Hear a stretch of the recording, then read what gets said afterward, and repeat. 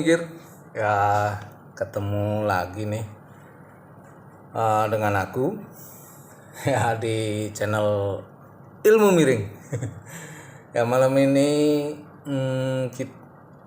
rencananya aku mau membahas sesuatu yang agak beda ya, tapi nggak nyimpang jauh kok dari apa yang biasa ditampilkan di channel ini. Jadi malam ini rencananya aku mau membahas tentang satu fenomena ya, yang sedang berkembang di masyarakat, khususnya di Indonesia ini menjelang Pilpres 2024. Ya walaupun masih 2 tahun 2 tahun lagi, tapi wow, geliatnya itu sudah begitu hebatnya. Nah, sebagai seorang praktisi yang sering bermain dengan, ya nggak usahlah terlalu serem disebut statistik, bermain dengan angka dan bermain dengan berbagai penelitian sifatnya sosial, aku jadi agak tergelitik untuk mengomentari fenomena yang terjadi, khususnya terkait dengan survei-survei yang menghasilkan peringkat atau popularitas atau gejala pilihan dari masyarakat ini terhadap para capres dalam tanda kutip karena beliau-beliau yang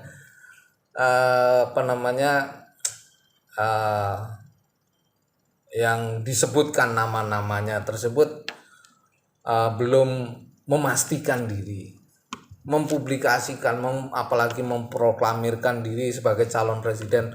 Tapi di masyarakat sudah banyak berkembang survei-survei yang terkait itu.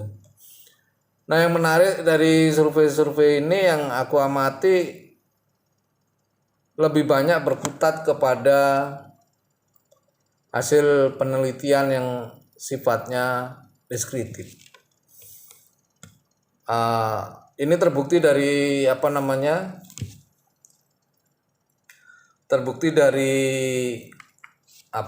banyaknya ya hasil yang menyebutkan, misalnya Bapak A ini punya potensi sekian persen untuk dipilih sebagai presiden di 2024. Bapak B atau Ibu C atau Ibu D, itu berpotensi dipilih menjadi presiden sekian persen. Nah, ini adalah sebuah bentuk penelitian yang sifatnya deskriptif. Jadi konten kali ini bukan untuk menyerang ya, atau mengkritisi, tapi aku lebih ingin menyampaikan kegundahanku atau kegalauanku terhadap hasil-hasil penelitian tersebut atau hasil survei tersebut. Jadi kalau setauku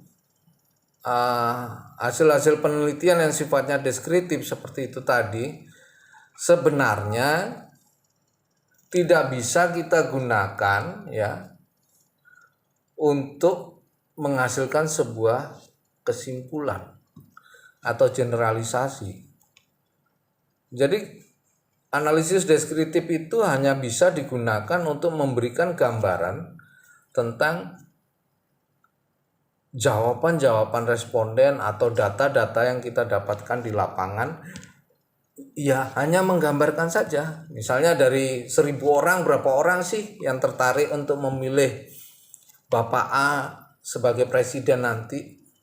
Tapi 1.000 orang ini, hasil penelitian deskriptif dari 1.000 orang ini tidak bisa digunakan atau digeneralisasi. Oh nanti itu kejadiannya kan seperti itu, atau lebih gampangnya Misalnya hasil survei pada 1.000 orang itu tidak bisa digunakan untuk mengeneralisasi bahwa 270 juta atau 200 jutaan penduduk Indonesia itu nantinya akan memilih Bapak A tersebut gitu. Nggak bisa ya. Jadi analisis deskriptif itu hanya mencerminkan bukan mencerminkan ya, menggambarkan jawaban responden yang 1.000 itu tanpa bisa mewakili populasi yang sangat besar. Tapi kalau penelitiannya harus melibatkan seluruh rakyat Indonesia kan besar sekali biayanya, waktu juga banyak terkuras. Iya, karena itulah mungkin ada penelitian yang bisa lebih mendalam dalam arti bisa istilahnya lebih bisa mendidik rakyat Indonesia ini untuk lebih kritis terhadap calon pemimpin kita di 2024, karena siapapun nanti yang terpilih di 2024, kita sebagai rakyat Indonesia ya harus selalu bisa mengawal beliau. Mengawal dalam arti ya mendukung hal-hal yang baik dari beliau dan menjaga agar beliau tidak menyimpang dari tugas dan kewajiban beliau nantinya sebagai presiden. Itulah kewajiban mulia kita sebagai rakyat Indonesia. Nah, karena itulah sebelum nanti kita melakukan pilihan di 2024, alangkah baiknya kita ini yang aku maksud adalah orang-orang yang mempunyai kemampuan dan pengetahuan terkait dengan survei. Nah, ini vital banget nih untuk para surveyor, para peneliti ini. Ayo kita berjuang bersama untuk mendidik rakyat Indonesia ini menjadi lebih kritis. Di samping itu, di 2024 itu kan ada banyak wacana nih sebelum 2024, kayaknya untuk mencari sosok presiden sehebat yang sekarang itu sulit gitu loh. Aku rasa nggak ada yang sulit. Selama kita sebagai nantinya akan menjadi anggaplah anak buah beliau, kita mau mempersiapkan beliau ini gitu loh. Caranya bagaimana? Ya kita harus melakukan sebuah penelitian yang komprehensif. Jadi di satu sisi kita mempersiapkan masyarakat untuk menjadi pemilih yang kritis, pemilih yang cerdas. Di sisi lain kita juga memberikan masukan agar para calon pemimpin kita ini bisa menjadi sosok yang benar-benar ideal untuk memimpin kita nantinya di 2024 dan seterusnya. Nah, itulah yang ingin kita bahas di channel kali ini. Oke. Jadi kita langsung lihat ke gambar yang ada sekarang ini di laptop kesayanganku. Ya, jadi gini. Aku ada merancang nih sebuah skema penelitian tentang penelitian yang sifatnya kuantitatif. Jadi aku merancang sebuah skema regresi ya. Jadi analisis regresi ini beda dengan analisis deskriptif. Kalau regresi itu analisis yang bisa kita gunakan untuk menghasilkan sebuah simpulan, karena dia menganalisis lebih mendalam, bukan hanya menggambarkan berapa persen yang menjawab ini, berapa persen yang memilih ini, berapa persen yang memilih itu. Tidak seperti itu, tapi lebih mendalam lagi. Oke. Jadi analisis regresi ini kita gunakan, misalnya kita tentunya bangsa Indonesia yang tinggal di Negara Kesatuan Republik Indonesia ini kita punya dasar negara, yaitu Pancasila. Tentunya kita ingin presiden kita itu nanti adalah sosok yang Pancasilais. Nah, bagaimana sosok yang Pancasilais itu? Nah, jadi aku mencoba mengutip dari sini ya, dari akun Kementerian Pertahanan Republik Indonesia tentang 45 butir pedoman penghayatan dan pengamalan Pancasila. Jadi bukan kita ya, maaf ya. Aku secara pribadi kepingin punya presiden yang nantinya benar-benar presiden yang Pancasilais sesuai dengan dasar negara kita di Indonesia. Nah, karena itulah aku merancang sebuah penelitian terkait ini. Jadi di sini variabel terikatnya ini aku sebut kinerja. Kemudian kinerja calon presiden ini dipengaruhi oleh sila 1 yang mempunyai 7 butir, sila 2 yang mempunyai 9 butir, dan seterusnya yang semuanya berjumlah 45 butir. Nah, ini adalah tuntunan bagi kita semua di Indonesia untuk menjadi manusia yang Pancasilais. Nah, penelitian ini bisa diterapkan di setiap calon presiden. Jadi, kita bisa menyebarkan kuesioner nih ke masyarakat. Kuesioner itu berisi pertanyaan-pertanyaan yang mendorong responden untuk menilai bagaimana kinerja calon presiden dilihat dari track record beliau-beliau ini yang kita tahu. Kemudian kita melihat bagaimana beliau-beliau ini sudah mengimplementasikan 45 butir dari pedoman penghayatan dan pengamalan Pancasila ini. Nah, kemudian dari sana nanti kita analisis. Jadi satu analisis untuk satu calon presiden. Nah, oke ya. Jadi ini skemanya. Skema regresi. Jadi kali ini aku pakai program PLS ya, Smart PLS untuk melakukan analisis seperti ini. Jadi mohon maaf, aku bukan menggurui. Aku yakin nih para senior, para ahli statistik sudah tahulah tentang cara seperti ini, bahkan sudah paham. Aku cuman mau istilahnya mengetuk sajalah gitu loh. Yuk kita bikin rakyat kita ini, bukan rakyat kita, membuat aku dan rakyat semuanya itu jadi lebih cerdas, lebih kritis, dan mari kita sama-sama mempersiapkan para calon presiden ini agar bisa menjadi lebih baik, lebih siap nanti memimpin. Nah, dari hasil ini, dari hasil analisis ini nanti akan kita lakukan perbandingan. Jadi satu analisis untuk satu presiden.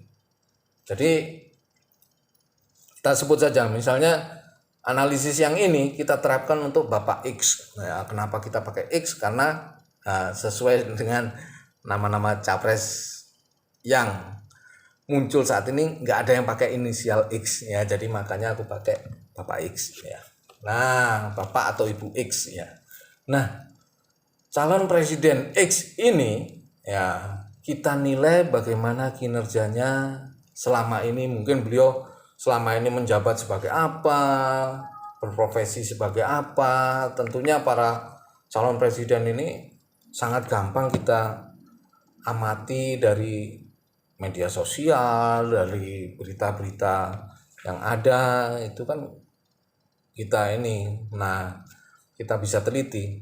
Nah, tentunya respondennya adalah responden yang qualified, misalnya dengan tingkat pendidikan minimal sekian, kemudian usia, kematangan usia juga kita perlukan. Nah, semacam itu. Dua hal yang paling penting, misalnya kematangan usia, sehingga bisa melihat melihat dan menilai secara objektif tingkat pendidikan, karena itu tentunya untuk menilai para capres ini tentunya intelijensia, wawasan itu juga diperlukan.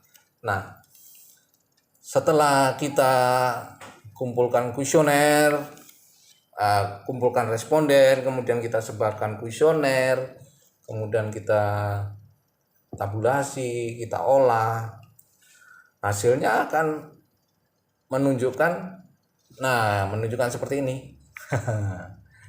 Nah, ini teman-teman, ini adalah hasil analisisnya. Nah, coba ya. Nah, ini dia. Jadi dari hasil analisis diketahui bahwa calon presiden X itu kinerjanya selama ini dipengaruhi oleh Pancasila, kelima sila dengan 45 butir penghayatan dan pengamalan Pancasila itu adalah 73,2%. Nah, kalau untuk calon presiden Z misalnya, lebih tinggi, misalnya sampai di atas 80% dipengaruhi oleh ini. Lalu apakah itu yang terbaik? Yang 80%? Oh, tidak bisa begitu. Karena tujuan dari ini adalah bukan untuk menentukan peringkat mana yang lebih baik, mana yang enggak, tapi kita lebih bisa untuk mendidik rakyat, salah satunya untuk bisa lebih cerdas, lebih kritis dalam memilih presiden. Dan yang kedua, juga bisa memberikan masukan untuk perbaikan dari para calon presiden. Ya. Apa nggak bisa 100% ini? Ya nggak bisa. Nah, namanya juga analisis, pasti kalau 100% itu nggak mungkin banget. Jadi mendekati 1 itu sudah bagus banget. Artinya memang beliau ini sudah termasuk menjalankan unsur-unsur Pancasila dengan butir-butir pedoman penghayatan pengamalan Pancasila ini dengan baik, karena mendekati 1. Nah, kemudian untuk lebih detailnya bagaimana? Oke, lebih detailnya kita lihat. Ini dia. Ternyata diketahui calon presiden X dalam kinerjanya selama ini yang bisa diamati oleh para responden yang notabene adalah rakyat Indonesia, itu lebih banyak dipengaruhi oleh sila ketiga, sila keempat, dan sila kelima menurut responden. Sedangkan untuk aspek ketuhanan yang Maha Esa, dan aspek kemanusiaan yang adil dan beradab, ya seperti ini. Ketuhanan yang Maha Esa, kemanusiaan yang adil dan beradab, ini ada ini. Ternyata tidak, ya.